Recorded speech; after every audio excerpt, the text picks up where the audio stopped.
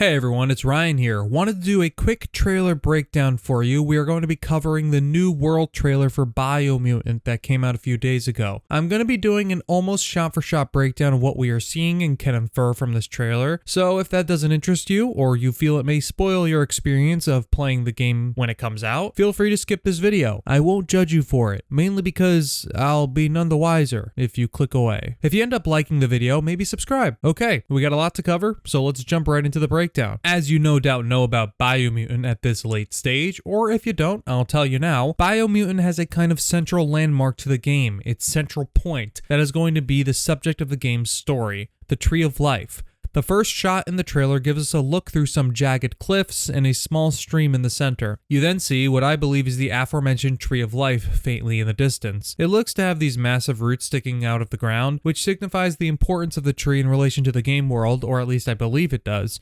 I see about 3 roots in the ground from the angle they show, so I wonder if there are more that we're not seeing. That may seem like a silly thing to bring up. Why would you tell us this, you moron? We have eyes. I know you have eyes. But I wonder if this kind of implies the tree's connection to the various regions of the map. It's providing life and vital support to these regions, and if it's severed, that section of the map will not be provided with that. Again, speculation here, just suggesting that that could be a sign of something. You also can kind of see the roots go out of frame, and if you will even look closer at the third one in the distance, it appears to continue quite a ways. So I don't think it's too far off to suggest that there might be some kind of importance to the fact that they're extending further out than we can see. The next part gives us a brief look from a different angle. You see the Tree of Life in the background again, and the root extending across the backdrop here. You see embers and a kind of fiery hue in the foreground, and it gives the impression that this is an area that sees a lot of combat or has seen conflict at the very least. Next shot is that of a bunker of sorts, and it has a very green fog around it, and I suspect that this kind of implies that there's kind of a thin veil of radiation and pollution around the area, or even inside. Though it can't be too toxic for whoever is breaking in through the gate here, maybe it's our player character. Next is the broken down buildings the player character will be traveling through. Remember, Biomutant takes place in a post-apocalyptic environment, so obviously it's not far-fetched to assume that there was a civilization that was once here, and different creatures and species evolved around the fall of that civilization, and even have decided to war over it themselves. Also, I was not going to let this part go without mentioning the little briefcase thing it looks like on this character's back. That is so fucking cute. Like, come on. They hover with it? Stop it, man.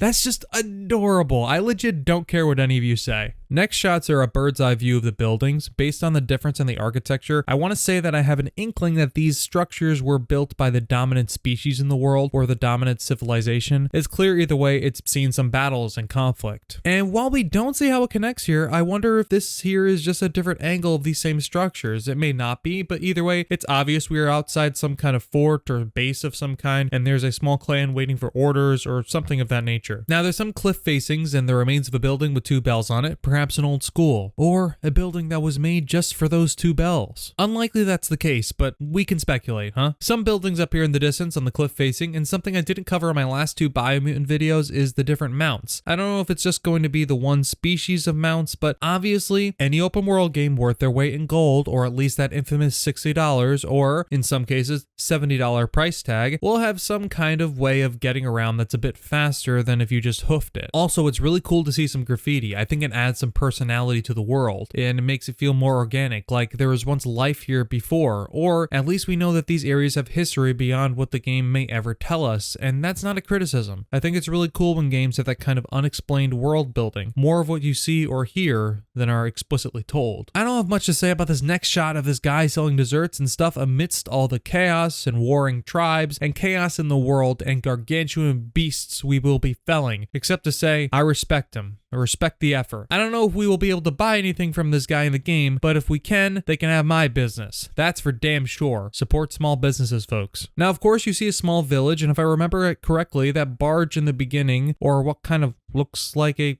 kind of barge, I think it's a hot air balloon. I think this is just another angle of inside the village with some guy cutting some wood. Again, just want to let him know. I appreciate your wood chopping.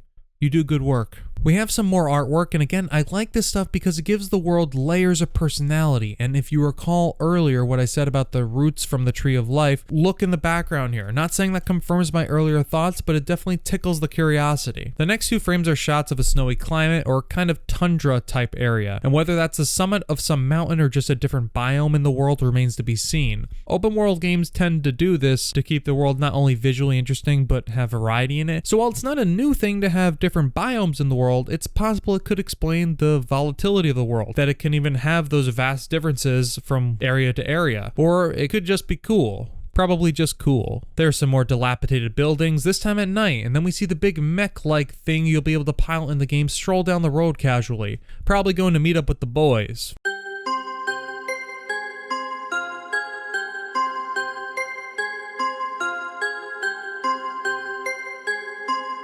Here we have a wider landscape shot, a little village in the center with a hot air balloon. To the left here and in the background here you see some broken down buildings. On the right you see a raised road, probably a highway, and that again I think makes the player ask questions as to what cataclysmic event would have caused this, and I just love to see it. And yet again, look at the root of the tree of life back there, all the way back there. You can't forget your roots, people. I know you all love my cheesy jokes, so I'm gonna keep making them. Cheese. Quickly, there's just some more shots of the old buildings and towns and the player character traveling on a barge-like vehicle, then gliding down a mountain with a glider, and this just goes to show the scope of the world. I don't know how big the map is, and it may not be as big as, I don't know, a Skyrim per se, or a GTA, but it'll for sure feel dense and varied, and there's your obligatory, here's the tree of life route again comment. Here it is! Here we have a beachfront village of sorts. Again, this shows a typical but expected amount of variety in the open world landscape. The player character is on a jet ski vehicle of sorts. It's pretty cool. I love the different ways you'll be able to travel around the world, and this looks to be the tundric type environment off in the distance here, so it looks more like it is a separated biome of sorts than the summit of some mountain, like I may have speculated earlier. Want to show some love here, of course, for this here blacksmith fella. You keep going, my friend. Hammer away. There's a cliff facing the distance with more broken down and destroyed buildings, and we can infer a battle of some kind or destructive ordnance was used here once. It then zooms into the top of this cliff, and we see another mech close up. It looks a bit different than the one we saw earlier. If you look at the next shot, there's a mechanical looking mount of sorts the player is on, and that kind of confirms what I had suggested earlier, that maybe there's different species or different types of mount you can get in the game. And yeah, we can kind of see this area is again faintly connected by the roots of that central landmark, the Tree of Life. I don't mean to keep hammering away on this. I feel like there's a reason why they showed it so many times in the trailer. Another thing I have been hammering on is the spice of life. Variety is the spice of life. Our player character comes back to this fiery area on a bat-like creature, which is, as I've said repeatedly throughout, just really cool the amount of different ways you can use to traverse the world, and that's what the next few shots kind of emphasize, right? The ways you can traverse the environment, and not even in going across great distances per se, but just getting to higher areas or moving across a shorter distance. You can have a nice walk through an area here, ride a giant metal hand, which is pretty rad. Am I allowed to say rad? It doesn't matter, I'm saying it. Rad. That felt good. A little helicopter propeller type contraption you wear on your back, it seems, and finally, walking across a tightrope. That's pretty much the whole trailer, and I hope you enjoyed the breakdown. It's no secret that I'm very excited for this game, and I hope it can live up to what we have seen, because from what I have seen, it looks gorgeous and fun. That's pretty much all I have for you today, folks. If you made it this far, consider liking the video if you enjoyed it, giving it a thumbs up, or dislike it if you didn't, giving it a thumbs down. Leave your thoughts below in the comments too, and of course, subscribe if you want to see more content like this. I appreciate all of you who have subscribed recently, as it's been a pretty big jump from where I was a few weeks ago, so thank you all, and I hope to see you all soon, or rather, talk to you all soon. Thank you for watching, and again, I'll talk to you all later. Also, I love you all. Maybe.